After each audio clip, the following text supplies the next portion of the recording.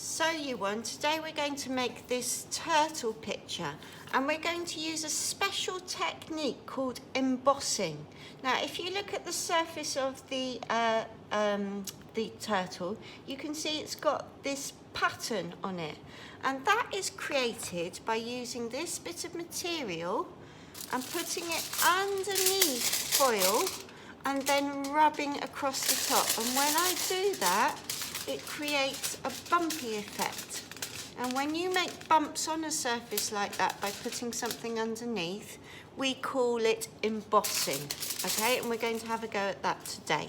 So let's get started. You will need to turn to the next clean page in your sketchbook. So remember, go to the last page that you used, turn over, leave that space, and you're working on this page, okay?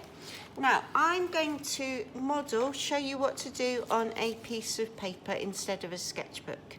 You will also need a pot of water, your watercolour paints, some oil pastels, a black marker pen, salt if you have it. You don't need to use salt if you don't have it. So 2 pieces of foil, about half the size of your piece of paper. This special material that if you came to school last week I gave you. If you don't have this, then anything that has bumps in it that you could rub over the top. So a piece of netting or a piece of bubble wrap would work really well. And also a medium-sized paintbrush. So let's get started. Now the first thing you're going to do is create the wash for your background. So let me just move everything I don't need out of the way, okay? So you need your watercolour paints, you need your pot of water, you need salt if you have it, and your brush, okay? Now, to create a wash is when we create the background colour all across the page. And when we do that, we move our brush right across the page in one direction. We never scrub backwards and forwards because that ruins the piece of paper. We move in one direction. And what we do is we dip our brush in water and then we just stroke it across the whole page. So the whole page is nice and wet. There are no gaps in it, and we're just using nice long strokes to do that. Then, because we're doing the sea, we're going to use the blue colour, and we're just going to add the blue on top. And can you see that the blue and the water are blending together? And if you remember this, we call a wash. Okay. And I'm going to go right down to the bottom of the page doing my wash, okay? And the 2 colours are blending together, okay? Now I'm going to stop there. The next thing I'm going to do is add just a little sprinkle of salt over the top. And this creates, I don't know if you can see it on the camera or not, but it creates a lovely bubbly pattern on the salt, which looks really effective. It makes it look more like the sea. So once it's dry, once you've painted the whole piece of paper, you can just tap the salt off and it will come away and leave a lovely effect on your paper.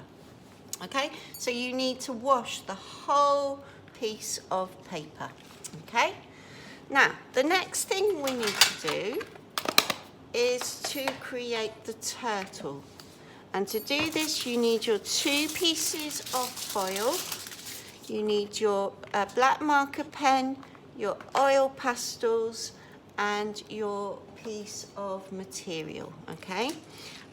And the first thing you're going to do is you're going to draw a sort of triangular shape in the middle of your piece of foil. And then you're going to add what's going to be the head of the turtle and the legs that curve around the body like this.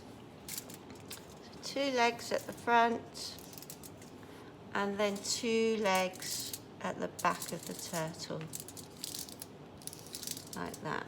Okay, so that's your turtle, and then you're going to make a double pattern in the middle like that. So you've got a triangle within a triangle. And then what I'd like you to do is just to make some shapes in the middle section of your turtle. Just some shapes to give it a little bit of extra pattern. There we are. And now what I'm going to do is I'm going to choose 3 or 4 colours to decorate my my turtle. 3 or 4 oil pastel colours. I'm going to put my piece of material underneath, and where I've put that, I can use my 3 or 4 colours to decorate my turtle. So here I go. When I press down with my oil pastel, you can see the circle shapes from the piece of material coming onto the foil. I'm going to do the same with the head. So I'll move the piece of foil so the material is underneath. I'm going to do the same with the other leg. And I'm going to do the same with the 2 legs at the back. Then you can think about how you're going to decorate the middle. So put your piece of material underneath the middle part, and you can allow the pattern to come through in your picture. Okay? And I will leave you to continue to decorate your turtle. Once you have finished decorating your turtle, it's time to cut it out from the foil. So here goes. I take my turtle and I start to cut around the edges really carefully. Now, foil tears really easily. So it's really important that you do this slowly and carefully. Otherwise, you might rip your turtle. Okay, so carry on, cut all of that out. I'll leave you to get on with that. Okay, so I have cut out my turtle. I'm going to leave my turtle to the side for a minute and take my other bit of foil. And then I'm just going to think about any details that I would like to add to the background. So I think I'd like to have some plants in the sea. So I'm going to draw those on. What else might I like to do? Just think about the things that we've been doing recently. So you might want to do a squid, and you're going to have to cut this out, so it's important that you don't make it too tricky to cut. If you just do lines like that, when you come to cut it out, there will be nothing there, so you need to make it deeper. I'm going to do a fish, maybe 2 fish, like that, and then I'm going to colour those in. Now this time I'm not going to use this special material, I'm just going to do it straight on using my oil pastels. Okay, so what I will do is I will leave you to colour in all the things you've made.